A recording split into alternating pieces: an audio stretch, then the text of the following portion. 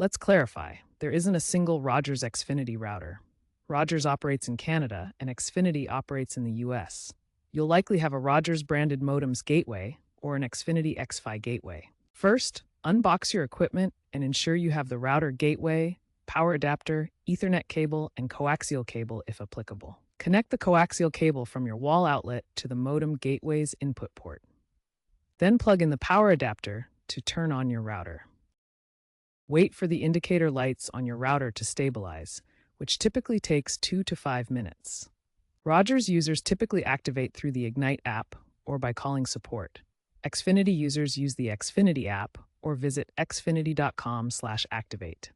This process syncs your device with the internet service provider. Once activated, connect a device via Ethernet for initial configuration or scan for the default Wi-Fi network name like Rogers XX or Xfinity. Open a web browser and navigate to your gateway's IP address, typically 10.out.1.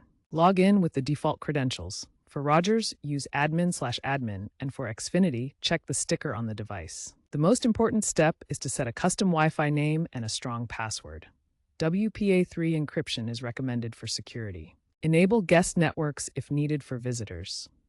Ensure your firmware is up to date through the app or admin panel for security patches. Run speed tests using tools like Ookla to check your connection performance. Place the router in a central location for better coverage.